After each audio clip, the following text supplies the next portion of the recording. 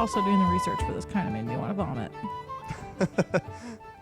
That's a good little preview for our guest. I don't know what is. It was pretty gross. Like, I marked some of the passages particularly because of how gross they are. Hello, welcome to another episode of Tudor, I Hardly Know Her. Tartar, I hardly knew her. Tartar. It's early in the morning. Tartar, I hardly knew her.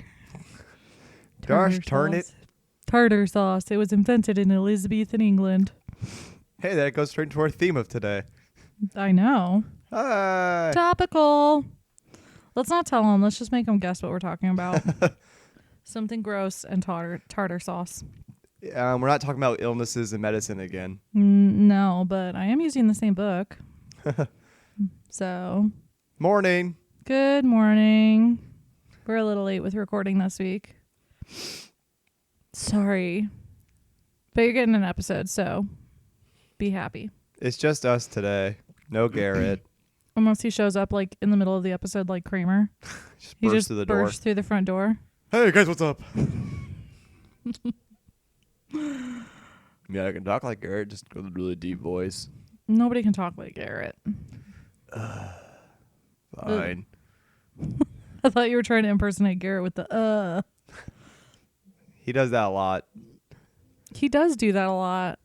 Oh man, let's just rag on Garrett. What else does Garrett do a lot? Being handsome. He beeps a lot. He beeps a lot. Yeah. Make sure you beep every 5 seconds. Beep. Beep. There's that damn beeping noise again. Do you think maybe that's what's going on at his apartment? His roommates are just like pretending there's not a beeping. Even he doesn't realize that's what they're doing. He's convinced that that's actually what. It's just his roommate in the background with a little machine. Beep. And he asks the roommate, hey, what's going on? And he's like, I don't know. It's just a strange beeping noise. What is that mysterious beeping noise? It's a pipe bomb. Yay! Anyway. You ready to talk? Yeah, I guess. Are you ready to talk Tudor? Yes. Do it. Do it. Do it. Not that I don't talk Tudor the rest of the week. I feel like now it's kind of reserved for the podcast, but yeah, there's a lot of moments you'll start talking about Tudor and then becomes, wait, save that for an episode. Or if I try to be funny, it's save that for the episode. Stop being funny. It's for the episode. You're not allowed to. Jeff and I live a very mundane life because every time we say something funny, we yell at each other to wait for the episode. Even if it's not relevant to the Tudors. I have to hold it all in. Yep.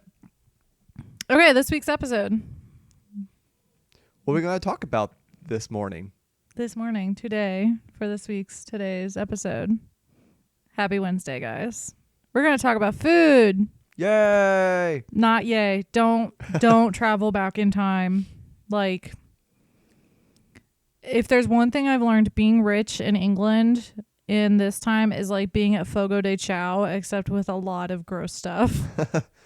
See, I've always thought about, this is kind of like back when we were talking about if we could live in another time period. I might want to live more like 50s into 60s era when it comes to food. Because you could get a burger and pizza. Things were way more like home cooked all the time. Like everything was actually cooked from scratch, like at restaurants even. There was no such thing as like much of preservatives as there is today. Yep. But I mean, before then though, no. Some of the food doesn't sound bad, but some of the food. I thought of this idea on my recommendation. I like food a lot. I like food a lot too. I cook a lot of stuff. So I was always curious. I'm always curious by like how things are prepped way back. There's an elephant in the room. Yeah.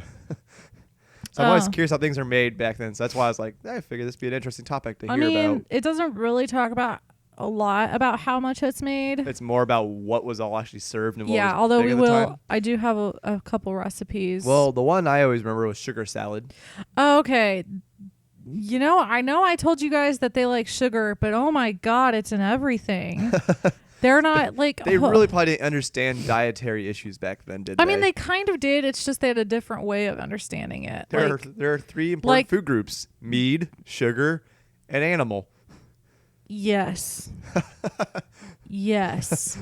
That's pretty much it. They didn't think vegetables were that good for you or fruit was that good for you. Like they would keep it because it was food, but they weren't like, make sure you get your, like they didn't have Eat your apples once a day. They didn't have a food pyramid, you know? So, I mean, some of the food sounds really, really tasty, but it totally depends on, how wealthy you are. Like if you're poor, it's not good. It's just going to be bread that's probably old and been staying out for a long time. And sometimes it's not even made of like wheat. It's or anything like that. Like if they're really poor with sawdust. I mean, it's not far from the truth. So, well, let's talk. So first, like I know I keep bumping the microphone. I know I keep talking about like religion of that time period, but it's still important to consider because the religion did influence a lot of their lives, and until it like okay. So here, they weren't allowed to eat meat on certain days, and I think we talked about that in the religion episode. That's like when the whole fish thing started. Yeah, so they weren't allowed to eat meat on Wednesdays, Fridays, or Saturdays. You could actually be fined if you had meat those days, and the head of the household would be fined for every person in the household who ate meat. So if you have like a shitty servant, being arrested, a police person at your door, drop the turkey leg, sir. No, so like if you had a shitty servant who was sneaking a stick of bacon or whatever, like I'm just imagining them with like kebabs, not like just trying to eat a kebab really quietly and sneakily. Mister, you want to buy a bacon? However, like not every household would, like some would be like, okay, it's Wednesday, we can't eat meat, but let's do it on Friday and Saturday. And others, they'd switch around. And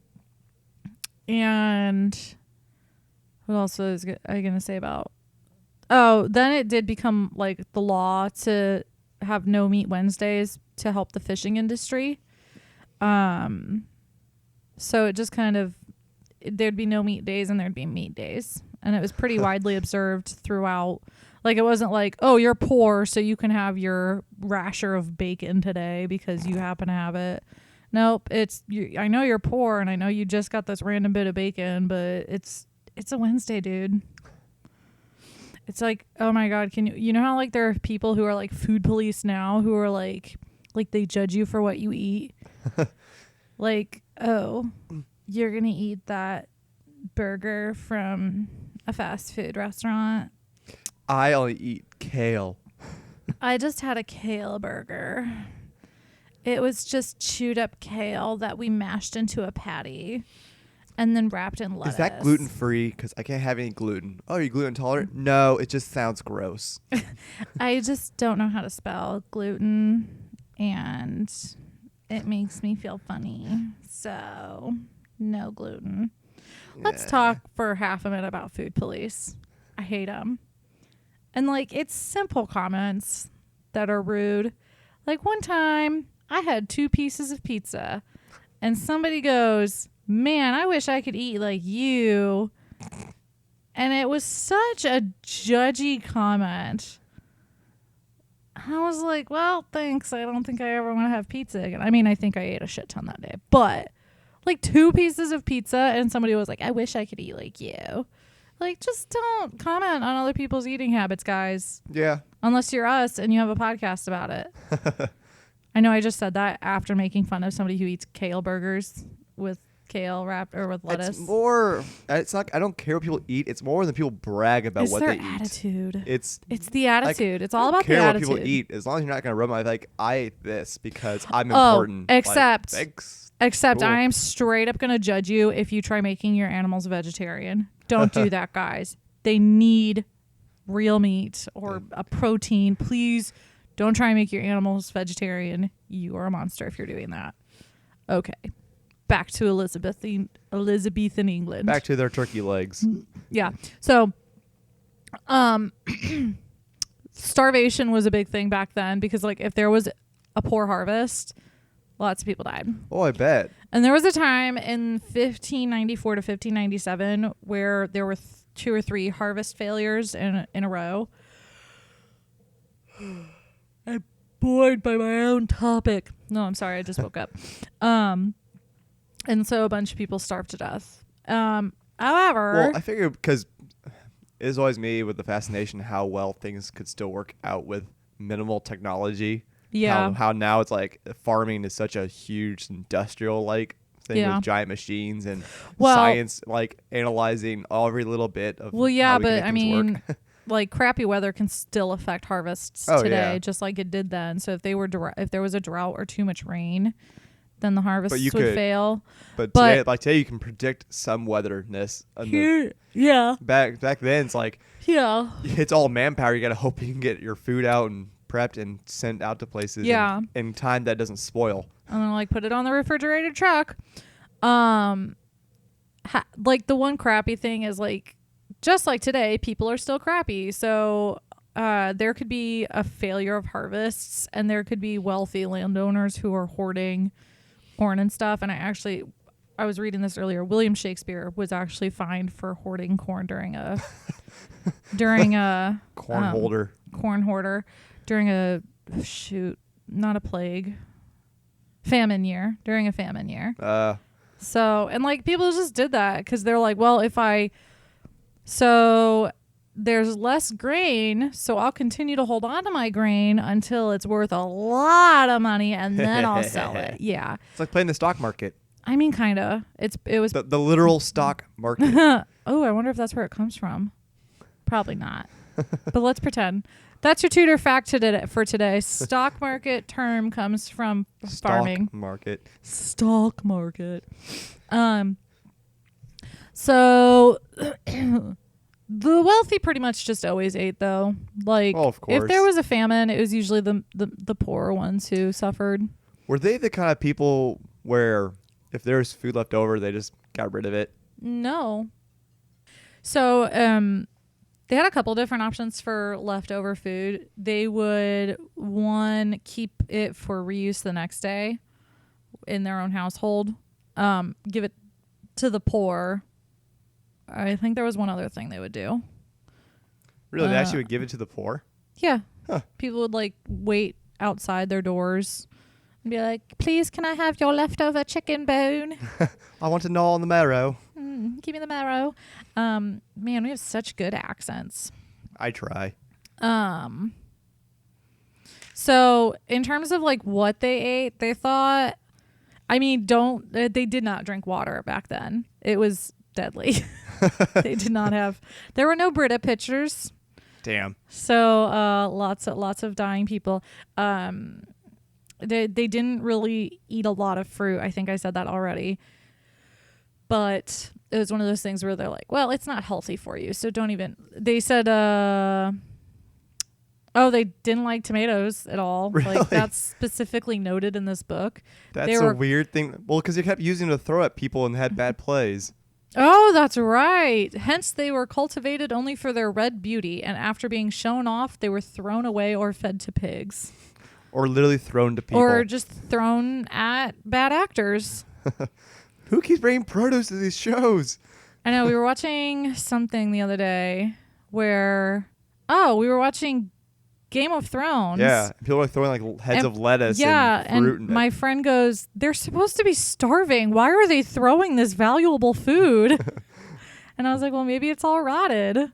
Or maybe you just hate somebody so much that it's worth being hungry for. I don't care if I'm hungry. That person's an asshole. Like, it's almost like if you were invited to lunch by somebody you despised and you were hungry, but you had to be in that person's presence for an hour.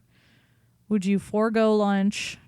Just to throw it at their face. I mean, you don't necessarily have to throw it at their face. Like, think of a politician you really hate. Would you want to spend an hour with that person for a free lunch, even if you were really hungry? I wouldn't. So, do you want to talk about what they ate? This part I'm really curious because I always get the visual of like you see in movies the big boar on the table surrounded by fruits and pies and everything. Kind of. Jeff and I have been to this restaurant called Fogo de Chao. It's a Brazilian steakhouse. It's the best one in our city. There are others, but in a Brazilian steakhouse, you go and you get a table and you have a card, and whenever you want meat, you flip the card to the green side, and they come around with various meat on sticks. It's like a and meat buffet. It is and like it's a meat heavenly. buffet. It's so freaking. Oh my god, my mouth. Because it's just like guys walking around with literal swords of meat cooked. My mouth. You're like, hello, sir. Would you like to have a filet is mignon? Sure. How much watering. would you like? And what would you like to cook? And they just slice it onto your plate. Can we go to Fogo? Guys, we're gonna take a break. We'll be back. We'll take the podcast to Fogo de Chao. We're gonna do we'll the podcast from the Fogo de restaurant. Chao. Oh my god, why didn't we do that? That would have been awesome. But essentially, that's what it was like for the wealthy. They would just have tons and tons and tons of meat, and you weren't expected to eat you were expected to just try little bits of everything, but you didn't like dedicate yourself to one type of meat. Oh my gosh. Yeah. So, I mean, there's lots of waste, but I'm trying to visualize like the kitchen, having to make all that, like how much multiple people. kitchens. Oh. Like there was Queen Elizabeth visited one of her dudes, and he built temporary kitchens for the whole court because there were so many people. That really just seems like a huge staff of people you would have for all these palaces or kingdoms and whatnot. Yeah.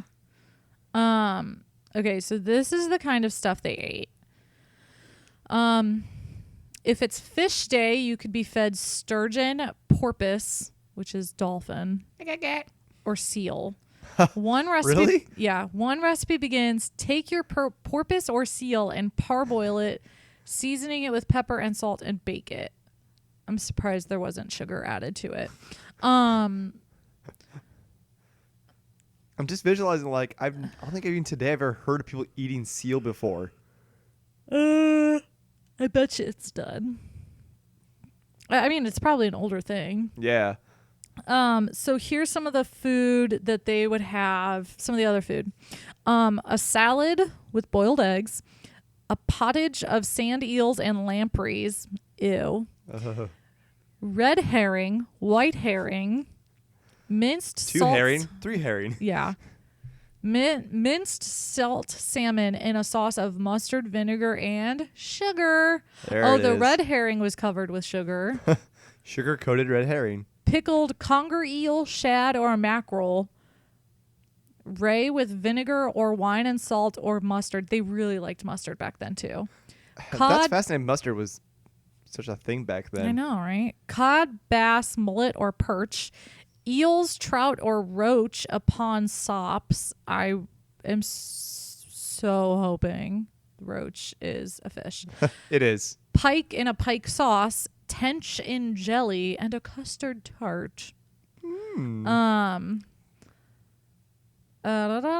They started adding more fruit and vegetables to their diet later on in Elizabeth's reign. And then they started getting carrots and whatnot. So then there was the second course. That was the first course. This is this is the meals for hobbits. I mean, yes. Breakfast was introduced in that time period, by the way. Really? Breakfast didn't exist until, You ate something in the morning, but it wasn't really something. No, you didn't. Oh. Yeah. And breakfast, damn. I think. That sounds miserable now. I'm never going back there.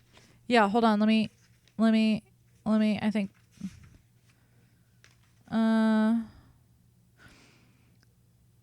Breakfast has arrived. Almost no one ate breakfast in medieval times, and medical writers thought it was bad for you. And it was only necessary for workers. So they would have wine and booze, just so much wine and beer. That sounds awful. So their breakfast would consist of bread, ale, and sweet omelets, eggs, butter, sugar, and currants. Meat wasn't really eaten at breakfast, but some would. There'd be bread. That's like a staple. Bread was everything, though. Yeah. 2 pints of beer, 2 pints of wine, 2 pieces of saltfish, 6 baked herrings, and 4 white herring. Pints.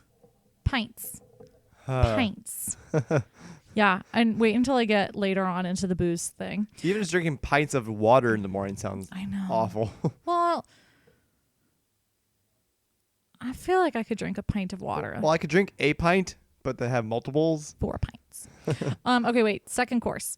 Flounders and pike sauce, salmon, conger, eel, brill, turbot, or halibut in a vinegar sauce, bream or carp upon sops. And sops are bread soaked in the liquor in which the fish was cooked. Oh, kind of like the broth. Yeah. Fried sole. It's kind of like stuffing. Yeah. Roast lampreys or porpoise in galantine sauce. Galentine's Day. Sturgeon, crayfish, crab, or shrimps in vinegar sauce. Baked lamprey. Figs, apples, raisins, and pears. And blanched almonds. Oh my God, guys. Ah, they actually got quite a variety of fish up there. Okay, and then let's talk about Sunday food, because apparently everybody loved food on Sunday. They would have Sunday fun day. Oh my God, they had so much. Brawn and mustard, capons stewed in white broth, a leg of venison, a chine of beef, and a breast of mutton. Jeez. Mutton pies, 3 young geese, a stubble goose, a swan, a pig roast, a double rib of roast beef.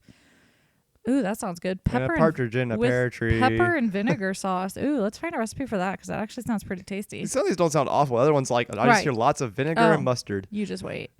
I'm not done. A loin or breast of veal with orange sauce. Ooh, yummy. Half a lamb or a kid. Not a child, a kid. Poor children. 2 that's why the wealthy never starved. 2 capons roasted either in wine and salt sauce or sauce of ale and salt. 2 pasties of fallow deer in a dish and a custard tart. And the second course, jelly peacock.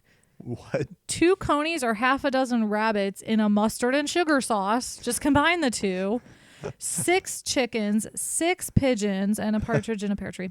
Mallard, teal, gulls, stork, or heron in a mustard and vinegar they really sauce. got their birds out of this, didn't they? Crane, curlew, bittern, or bustard. I've never even heard of half of these. Pheasant, woodcocks. Hold on. 6 partridges, Yay. a dozen quail, a dish of larks, a pasty of red deer, and tart gingerbread and fritters. Holy crap. This was just the one meal? I mean, they didn't eat. Those were like single time. Options. Okay. But they would have those would be the meal, the food served at specific portions of the meal. So the usual practice is to pick a little at each dish. Here it says leftovers are reused the next day, eaten by the servants or handed out to paupers at the kitchen door. Yeah. So, and it's not like they'd be like, it's not like you and I where we eat like a chicken leg and then we give little bits of scrap to meat. They cut off a tiny portion of the chicken leg they want, and then there's 2/3 of a chicken leg left. Okay. So it's not as horrible as it sounds. It's not like, here, gnaw on my bones. So they had 3 meals a day now that they included breakfast. Dinner was the biggest meal of the day. Dinner was the biggest meal of the day, and it was served at 11-ish. And you'd be there for a couple hours. And then supper was a smaller meal, and that'd be your evening meal, and you'd have that at 4 or 5. So, it's it's not much different from today. Yeah. So it just sounds like Thanksgiving every time. Oh yeah, that sounds good. Sorry, I keep yawning. I need some coffee. Oh God. So you remember when I told you how Elizabeth was served and they had to build extra kitchens? Yeah. Okay, this is what was served for her 2-day visit. 1,200 loaves of manchet loaves of bread, 3,600 loaves of cheap bread, and 276 extra loaves. 11.5 cows, 17.5 veal calves, 67 sheep, 7 lambs, 34 pigs, 96 conies, 8 stags made into 48 pasties, 16 bucks made into 128 pasties, and 8 gammons of bacon, 32 geese, 363 capons, 6 turkeys. Jesus. 1,200 chickens, Oh 2,600 my god. capons, 96. I can't even read all of this. Oh, the other. This was gross. 2,200 cow's tongues. Not that terrible. I know some people eat it. Feet and udders. Chewy. 18 pounds of lard. 430 pounds of butter. 2,500 eggs. 16 pounds worth of sugar. Jesus. Okay. Yeah. So like, obviously they farmed all these animals. I didn't realize cow is that predominant in Britain. Like I always visualize Yeah, you here don't more. really picture people eating steak back then. I usually visualize a lot of sheep and pigs out there, and of course chickens, like a lot of poultry. But I don't usually assume of like cow farms in England. I mean, the or sheep Britain. were. There was a ton of sheep. Yeah, like sheep was a pretty common thing. Well, I think it was actually. I feel like I read something about sheep recently. Maybe it was in a thing I posted on our page. Let me do a quick search, guys. I feel like I recently posted something about sheep. And then on top of all this, when they try to like, back then of storage of the meats, Yeah. try to keep all this stuff last long enough. Around 30% of all English land was made up of pasture, parks, and commons for grazing sheep. The wool trade was the country's main source of income at the time. In 1564 to 65, cloth and woolens made up 81.6% of England's exports. Huh. So there were a lot of sheep. Oh God, See, that's why I'm kind of fascinated that the cows were there. Yeah, I don't visualize a steak being served. I always see pork and I pictured pig and deer and sheep Yeah, it's pretty much. I have a sheep stuffed with another sheep. So that was just like the wealthy. The middle class people, they kind of ate the same stuff. They just didn't have as much, and they didn't have like silver shit to serve it all on. So this recipe actually sounds really tasty. Truss your chicken, cut the feet off, put them in a coffin, which in this case is a case of pastry. Then for every chicken, put in a handful of gooseberries and a quantity of butter. Then take a good quantity of sugar and cinnamon with sufficient salt. Put them in the pie. Let it bake 1 hour and a half. When it's baked, take the yolk of an egg and half a goblet of verjuice. I don't know what that is. With sufficient sugar sodden together and serve it. That actually sounds really good. It almost sounds like a chicken pot pie. Yeah, it really does. I'd eat the shit out of that. Just a pastry chicken. Yeah. There are some, I mean, it seems to be a lot of birds back then that they ate. Well, that is probably something really easy to farm and maintain than trying to maintain cows. Does it make me a monster that I'm really curious what peacock tastes like? I mean, people ate pretty much everything that was an animal back then. And and I feel like it'd just be like another poultry. Yeah. Because I mean, I've had duck, I've had the chicken turkeys before. I've had quail before. I've had quail. Quail's good. Yeah. So I mean, bird is gonna taste like bird a lot of times. That's true. With just different consistencies and That's true. and fat. Like duck is really fatty. It's used in a lot of Chinese dishes. Yeah, like Peking duck was really great. Orange duck. Mm-hmm. Cheese was a big thing. Oh, I believe that. So it used to be a thing for like the lower class, but then the wealthy were like, "Ooh, I also like cheese." Let's make it fancy. Do you want to know what making it fancy is? Make it smell worse. Maggots. Yep. I'm not kidding. The English never adopted the custom of making cheese with worms in the German fashion. Andrew Board is not the only Englishman who balks at the practice of deliberately breeding maggots in the cheese and then eating them together. So thank God the English weren't as weird as the Germans. And they're worst. So gross. They are the bratwurst. They are the bratwurst. That's this episode's name. The Germans are the bratwurst. But they did eat a lot of cheese, like cheddar, Parmesan, basically anything we'd know. Cheese with herbs, regional cheeses. I mean, I could be happy. They're graded with sage and sugar. Well, that's what I mean. Well, and fucking cheese is sugar. easier to store and save and Yeah. let because you Cheese age it. saves well. It's why I can see Yeah. that being a very easy thing and common thing to have because you wouldn't have to worry about like, spoiling it on you as quickly as other things they had back then, like fruit and Ew. meat. Here's another recipe. I'm going to make this for you tonight. Cucumber stuffed with pig's livers. Take your cucumber and cut out all the meat within. Take the liver of a lamb or pig and grapes or gooseberries and grated bread, pepper, salt, cloves and mace and a little suet and the yolks of 3 eggs and mingle them all together and put them in the cucumber and let your broth boil. Inside a cucumber. Inside a So cucumber. you take out all this part that's supposed to, be the edible part of a cucumber and you stuff it with meat. Yes. So it becomes sort of like a hot dog. It's the original corn dog. Yeah. And then the poor people. And then there's the poor people. They either got bread or nothing. I mean, it really was bread or nothing. Like, it depended on what their own harvest, what they could afford to buy, which was usually not very much. They didn't make enough to feed their families. Yeah. And a lot of people joined the Navy because they did get food. And bread was like the essential. So if they had a really great harvest, they could get white bread. But if they had a bad harvest, they could get like rye.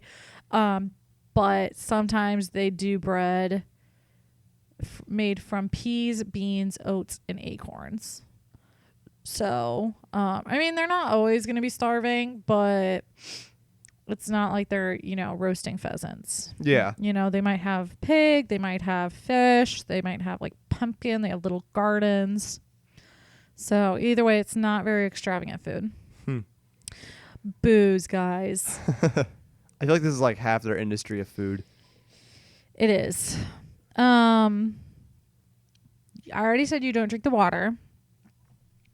They drank mead, wine, beer. And mead is honey fermented in water. Cider. And that's milk. They would have milk. Okay, so wine was drunk by the rich. And they drank a ton of it. They would sometimes drink watered down wine. They would sometimes drink it as is. But there were so many different types. There was, they imported it from like Greece and Spain and France and Germany. And they had like here, when Lord North entertains Queen Elizabeth and her entourage in 1577, he orders 378 gallons of claret, 63 gallons of white wine, 20 gallons of sack, and 6 gallons of hippocras. Jeez. Yep. So sack is a very popular dry amber wine, which the English drink sweetened with sugar. Fucking A. Sugar everywhere. Hippocras is a peculiar English drink, wine spiced with cinnamon and ginger and sweetened with sugar. Actually, that sounds tasty. That is actually I'm gonna not make bad. that. I'm gonna make that this fall. It's drunk at a banquet or a celebratory occasion, so like a wedding. There's also Malmsey, Muscatel, which is a sweet wine. They had a lot of wine. They did brandy wine. Huh. Okay, so beer and ale. The daily allowance for a man in many large households is a gallon of beer per day. Can you imagine being given a milk jug full of beer? And drinking that all one day. I can barely drink a gallon of milk in one day or a gallon of anything in one day. Yeah. All the beer differed. So there was March beer, and that was the best stuff. And it was brewed in March. It says if you drink a gallon of that in a day, you'll not be good for much else. There's double beer because it has double the amount of malt. So it's not this delicious malt beverage. Yeah. And then there's small beer, which is made with less malt. So it's not as strong. And it also doesn't keep. So they kept beer and wine in barrels, and they just kind of divvied them out. They'd sometimes have like bottles. Here's a fun fact though. If you buy a bottle, the yeast, if you didn't drink it quickly, the yeast would ferment and then the pressure would build up and the bottle would explode. Much like we see that happens if you put it in the freezer. So beer is made from malt, barley, water, and hops and keeps well. And the longer you keep it before it goes stale, the better it'll be. And then ale is not made with hops and has to be drunk quickly, but it can be stronger. So, it says ale was used regularly by cooks in their sauces. I was about to say, when they made these kind of beers, is it made similar to how it's done today? Like you're boiling all this stuff and you let it sort of ferment? I think so. Because like nowadays you hear about wine and beers and it's like there's all sorts of different processes they do for it, especially with all these breweries and popped up everywhere. Okay, so the book also talks about how they would go to like country fairs to get beers, and some of these names are very like I feel like you could go into a place and get one of these beers today.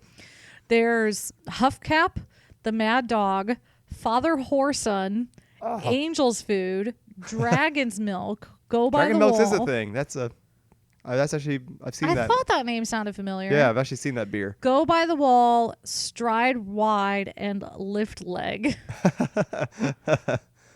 Yeah, these actually sound like a bunch of like weird like microbreweries around here. Oh yeah. But like beer seemed to have been like an English thing. I guess a lot of other people were like, "What the?" It's still an English thing. What are you talking about? It is. No, yeah, you're right. Like everyone. I'd rather. Well, and that's the thing. Like how there's like there's like pubs all over the place in England, and they like make beer. Yeah, I'd rather have wine. People always joke around here in the States, like we drink our Bud Light, Coors Light, Miller's Light, and it's all just really watered down. They call it piss drink a lot of times. I mean, it's. But then you go there, like it's a straight beer. Like they serve it warm because you want to actually enjoy, because you actually drink it for flavor and everything.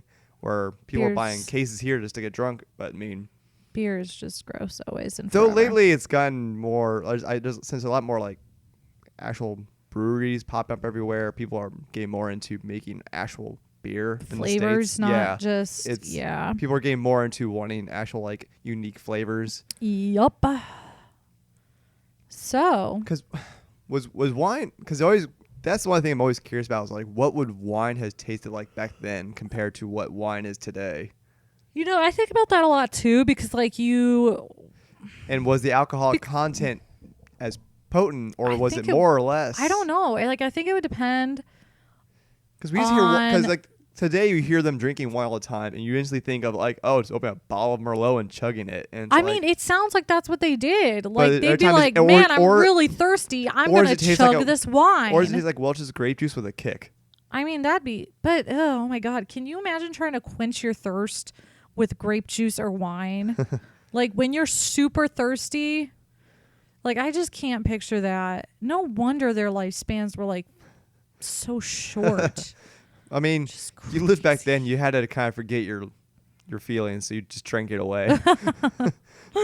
Well, Henry's gonna behead me. May as well get drunk. And like we established, bread was a big deal, so pretty much a lot of beer was liquid bread, pretty much at times. Yeah, just beer and booze, or bread and booze.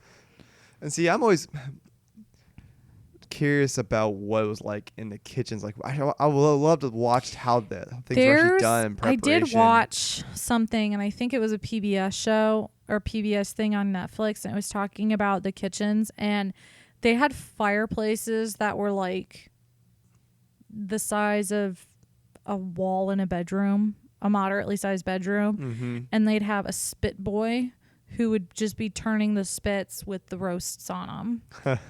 And like they had different rooms for different stuff. So there'd be a place for making cheese and a place for making the pastries. And then they did apparently some really intricate marzipan work where they took all the sugary stuff and they made it into really pretty shapes and whatnot. So, yeah, that's another thing is like presentation. I mean, it looks pretty intense. Well, especially when you have if the movies and TV shows are accurate. Well, because this is like royalty and lords and ladies, they have to put on. They're hosting like guests. They have to put on like a show for everything. Everything about your lifestyle had to be. You're showing off pretty much to your guest of like, look at what everything my life has was pretty much down to details in your house, to your silverware, to your layout of the place, your servants, and then presentation of food. Yep. So I can see that's why like back then that's where a lot of that came from. I want to see Chopped, but with like that time period. Oh my God, why isn't that a thing? That's called King Henry's rule. You are chopped, literally. This was kind Shit, of that could be a good episode title too. Should it be You're the bratwurst or literally chopped? I was just talking about this the other day about like, because you always see in like for the longest time in jokes of when they talk about the future, we all be eating pills.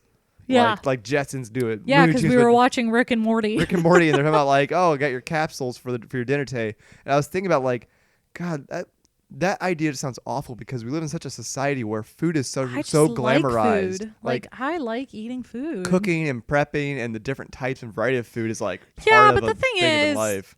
I think the closest thing to what the future could hold would be like Firefly, where they have bricks of protein that you eat so you get the sustenance, but then you still get food when you can. It's just such a luxury. It's more like if the capsule. The funny is, whenever I saw the capsule thing, it's more in like utopian societies where I feel like that's more of a dystopian thing. Yeah, it's so dystopian. Like it's more. We can't afford food anymore, and we can't feed everybody. So here's your fake protein. Yeah. Here's all your needs in a little capsule. Yeah. So that's when I feel like that's more realistic. Yeah, that sounds. I feel like the Firefly future is more accurate. And that's why the idea of beer back then, like, let's go drink some beer. Because you had your liquid and your bread in one thing. That's it. Okay. Some of the food sounds good, but a lot of sugar. So much sugar. God, it's insane. No wonder England was so famous for having bad teeth back then. I know.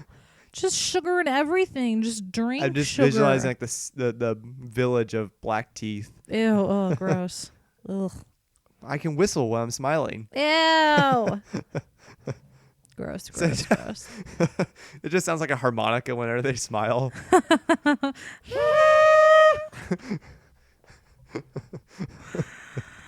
Sugar and booze and bread. And mustard. That was the fourth food group. Mustard, sugar, booze, and bread. The 4 food groups. Let's make that pyramid. That food pyramid. The Tudor pyramid. The Tudor food pyramid.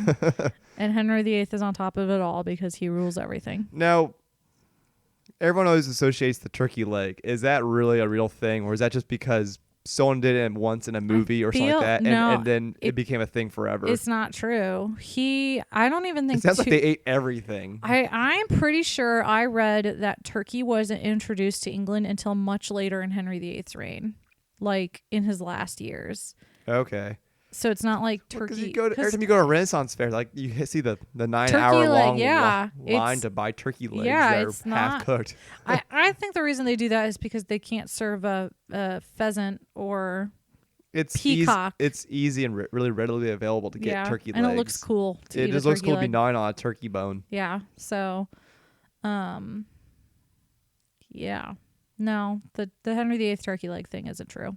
Now, because they do these full meals, but did they have things like appetizers or it was the courses, like snack food? They did salads, and it was just because the meals were courses. It would you had a planned out meal plan pretty much for your day when you're staying appetizers somewhere. are a course, so yeah. I just didn't. Because you're always curious about how many things today we have as tradition of like get your appetizers when you go out to eat, and yeah, do they serve nachos at the table? They invented mozzarella sticks in Elizabethan England, so get your fried cheese sticks. Was that a thing at all? Like, cause deep frying, anything like oil cooking? Because they use butter. They use lard. But would they ever idea of like? Yeah. I think they did. It would just sort of look different. I don't think they made chicken fingers back then. Food historian would be fascinating. Can you imagine being the first person to introduce chicken fingers to Henry VIII? Like, he'd be like, "You're a fucking knight now." That's when 1536 became a good year for him. Well, this year was shitty, but at least I had the chicken finger. Oh, look, they're shaped like little dinosaurs. That's adorable. Dinosaur dank chicky nuggies were invented in My lord, what's a dinosaur? I don't know. But they're delicious. Yeah, dinosaur chicken nuggets were invented by Henry VIII. Your fun fact for the day. That's your Tudor fun fact. I really hope there's not somebody listening to this and they're like... Some poor kid's going to put that on paper one day. This. Oh man, And now the teacher's gonna make fun of him. yeah. You probably deserved it if you actually just. Guys, here's the truth. The Tudors didn't exist. I'm making all of this up. Just like William Shakespeare. He didn't- Conspiracy theory. Anyway, that's Henry VIII was just made up of 3 small children stacked on top of each other. yeah, that sounds about right. But cool. Food. Now I want some. I'm gonna make coffee and have lunch, breakfast-ish. How about second breakfast? Second breakfast with potatoes. Oh, speaking of, potatoes weren't that common back then. Really? Yeah. Well, I know the Irish didn't have much. I think it was on the wealthy people's plates. That's kind of fascinating because today they're such common food in a lot of Yeah. things. Yep.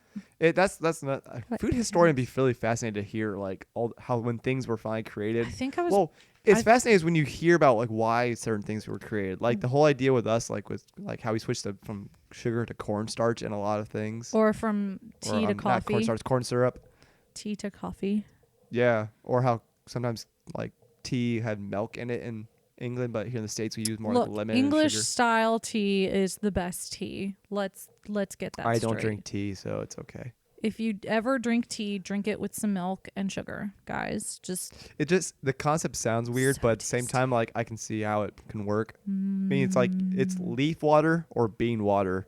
I mean, I do really enjoy coffee, but tea is relaxing to me. See, that's what I mean. There's some Like, people who are I like, like- I like this more than others. I'm like, it depends on what you need it for. Yeah, Coffee, like, I feel like you want. I like starting my morning with coffee, and then if I'm sick or really exhausted in the afternoon or Well, the thing with tea, there's stressed, way more I just varieties. have a nice cup of tea. Tea has way more crazy varieties. Where coffee is like they all taste like coffee. I mean, coffee's but, like, technically with a some tea. with slight difference.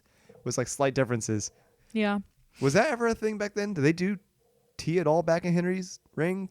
No, the English stole it from the Chinese. Okay, because that was another thing. Like you associate tea so heavily with Britain that I was curious Henry when it VIII really is like, became. well, I was gonna murder somebody, Well, but it's 4:00 tea time. you talk about how teas like they couldn't drink the water, but I mean with tea they had to boil the water with wood. They made it did. sanitary. They did use rose water whenever they needed to make it, and I'm not sure exactly what that mean. And they would collect rainwater, so Okay, it's not like they never drank used water, but it was just not as but readily it was available. not like if they had their choice of beverages, it'd be beer or. If you had to choose between water or wine, what would you want? I mean, I would usually choose water. I really like water, but it's just like Then there was a lot more of an effort made into getting water. So, anyway, that's it for this episode. Yeah, Next week we'll have Garrett back again hopefully, for shizzle. if or else. Womp womp womp. That's it. Yeah. Where can they find this, Emily? On Tudor, I hardly know her. On Facebook, just type that into the search bar. Just type our title in the Tudor, search I hardly bar. know her. And on Twitter, we had some awesome people talking awesome things about us, whom I love, on Twitter. And our Twitter handle is just at Tudor know her. I actually really did appreciate that Anne Boleyn on the skater. Oh my God, I loved it. Also, I had Skater Boy stuck in my head for like 3 days. That's sad. It But could be as worse. long as you're visualizing Anne Boleyn like doing sweet like heel kicks with it. Yeah. Is that what Doing- it's called? doing I know all- nothing doing about ollie. skateboarders. Doing 360. ollie. Yep, so find us there. Chat with us, share stuff with us. And hopefully Emily will be more awake next time. I'm sorry, guys. I'm really invested in this episode. It's the morning, and I haven't had any coffee. So, until next time, guys. Yes, until next time. Divorce Divorce beheaded beheaded died. died. Divorce Divorce beheaded beheaded survived. survived. Goodbye. Goodbye.